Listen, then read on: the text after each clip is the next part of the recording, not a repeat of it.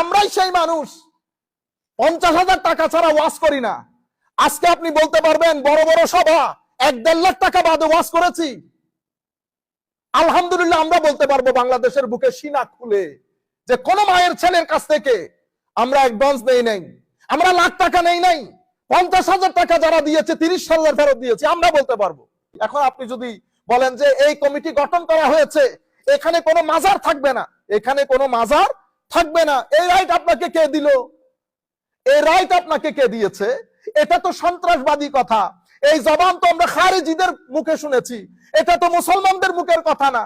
তাইলে আপনি পুরো মুসলিম রাষ্ট্রে, সৌদি আরব বাদে, কাতার কুয়েত বাদে, যে সমস্ত তেল সমৃদ্ধ দেশ যাদের কারণে মুসলিম দেশের ডিভিশন, তারা বাদে যারা মুসলিম সিভিলাইজ কান্ট্রি, এলম এবং হেকমতের মধ্যে এখনো লিডারশিপ, তারা মিশর বলেন, সিরিয়া বলেন, জর্ডান বলেন, ইয়েমেন বলেন, প্যালেস্টাইন বলেন, আরো মরক্কো বলেন, আরো যে সমস্ত আরব দেশ, সেই মাজারগুলা কোথায় নিয়ে যাবেন? আপনি তাশকন্দের ইমাম বুখারীর মাজার কি করবেন? ইমাম মুসলিমের মাজার কি করবেন? সিহাসিত্তার ইমামের মাজার কি করবেন?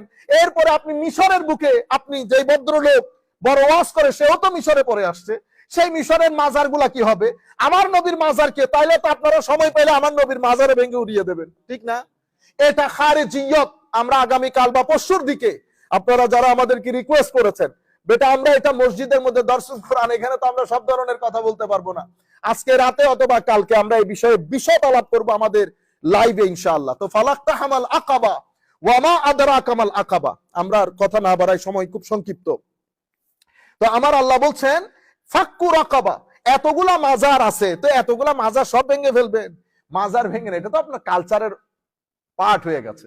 এখন আপনি কি করবেন? সেখানে যদি কোনো অরাজকতা থাকে, আপনি বলেন অরাজকতা, তাহলে তো বাংলাদেশে একটা পার্টিও রাখতে পারবো না, আমি কাউকে রাখতে পারবো না। আপনি যে ভালো সেটা আপনাকে কে বলেছে? আপনারা বুঝতে পেরেছেন? আমাদের এক ভদ্রলোক বলতেছেন, আলেমরা যদি এই রাস্তায় এগিয়ে আসে, মানে ইনভেস্টর হয়, আমাদের এই দেশের আধা প্রবলেম সলভ হয়ে যাবে। ও ভাই, মসজিদের টাকা কি বললেন আপনি? আমি তো আপনাকে অনুরোধ করব, মাননীয় উপদেষ্টা, এই সমস্ত কথা বলে হাস্যকর, আমরা মানে হাসির পাত্র হয়ে যাচ্ছি। একটা মসজিদের অ্যাকাউন্ট ঠিক আছে, একটা মাদ্রাসার অ্যাকাউন্ট ঠিক আছে, আপনি যিনি যেখানে বসাইছি, যে 2 টাকার সুযোগ পেয়েছে, সেও কি ছেড়েছে? হ্যাঁ, এত বড় বড় আপনি বলবেন না কোনো কিছু হয় নাই। তাহলে আমি আপনাকে অনুরোধ করি, আপনি একজন ইনকাম ট্যাক্সের অফিসার, বুকের সাহস থাকলে ইনকাম ট্যাক্সের অফিসার এনে বলেন, আমাকে ইনভেস্টিগেট করেন, ইনকোয়ারি করেন, এরপর আমার বিরুদ্ধে আমার পুরা ইনকামের উপর মাদ্রাসার ইনকাম আপনি ইনকাম ট্যাক্সের অফিসার ডাকেন, ইনকাম ট্যাক্সের অফিসার এসে তারা আপনার ইনকোয়ারি করুক, আপনাকে কে টাকা দিয়েছে, এই টাকা কোথায় কোথায় খরচ হয়েছে, যিনি টাকা দিয়েছেন উনি কেন টাকা দিয়েছেন। Very simple. আমরা এই জিনিসগুলো, আপনি যেটা বলেছেন, আমি আপনার সাথে 100% একমত মাননীয় উপদেষ্টা, যে আলেম উলামা, হ্যাঁ সত্যিকার আলেম উলামা যদি আসে অবশ্যই পরিবর্তন আসবে। কিন্তু গত 10, 15, 20 বছরে আমরা আলেম উলামারা যে খেলা দেখিয়েছি, টাকা পয়সা সবকিছুর ক্ষেত্রে, বুঝতে পেরেছেন? আমরাই সেই মানুষ 50,000 টাকা ছাড়া ওয়াজ করি না। আজকে আপনি বলতে পারবেন বড় বড় সভা 1-1.5 লাখ টাকা বাদে ওয়াজ করেছি। আলহামদুলিল্লাহ আমরা বলতে পারবো বাংলাদেশের বুকে সিনা খুলে যে কোন মায়ের ছেলের কাছ থেকে আমরা অ্যাডভান্স নেই নাই, আমরা লাখ টাকা নেই নাই, 50,000 টাকা যারা দিয়েছে 30,000 ফেরত দিয়েছে, আমরা বলতে পারবো। কিন্তু আপনি লাখ টাকা বাদে কেউ ওয়াজ করে না। সেই জাতি যদি বলেন মানে তারা আসলে বহুত কিছু হয়ে যাবে, না মাফি, গড়ের শিক্ষা বড় শিক্ষা। শুধু আমি পাঞ্জাবি টুপি পরে ফেললে হবে না, পাঞ্জাবি টুপি পরে ফেলে তো বরবাদ হয়ে গেছে। আল্লাহ রাব্বুল আলামিন আমাদের হামি ও নাসির হোক।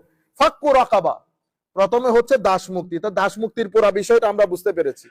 আও ইতআমুন জি মাসগাবা, এরপর আমার আল্লাহ বলছেন, তোমরা কি জানতে চাও জান্নাতে যাওয়ার সহজ রাস্তা? হায় হায়, দুর্ভিক্ষের দিনে গরিবকে অন্নদান।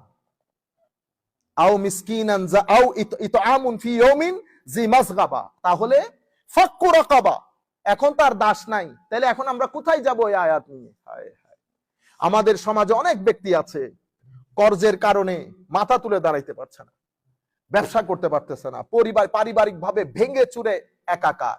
তাহলে আমাদের দায়িত্ব কি? ফাক্কু রাকাবা, তার গর্দান, তার এই কর্জ থেকে তার গর্দানকে মুক্ত করা। এবং আমাদের দেশে যারা ফাইন্যান্সিয়ালি খুব বেশি কষ্টের মধ্যে আছে, তাদেরকে সহযোগিতা করা, এগুলা হচ্ছে জান্নাতে যাওয়ার সহজ রাস্তা।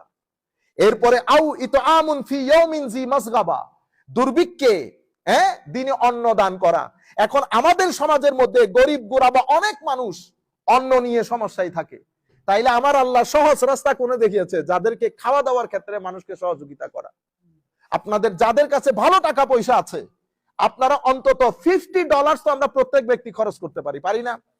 আপনারা গ্রাম অঞ্চলের মধ্যে প্রত্যেক ব্যক্তি যে কোনো একটা পরিবারকে স্পন্সর করবেন, তাকে মাসে মাসে $50 দিবেন, অথবা আপনারা $500 একসাথে করে এলাকার মধ্যে যারা যে কাজ করতে চায় তাদেরকে বলবেন এটা চাঁদা, তুমি আবার 2 মাস পরে আমার টাকা আমাকে ব্যাক করে দিবা।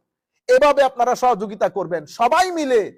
আপনারা তো সহযোগিতা করতেছেন বিদায় এই হালত, অনেকে বুঝেও না, করতেছেন বিদায় এই হালত, না করলে তো হালত আরো খারাপ হইতো। প্রত্যেকের এলাকাতে সহযোগিতা করেন নিঃসন্দেহে, সেটা জারি রাখবেন, আর যারা করেন না তারা করার চেষ্টা করবেন।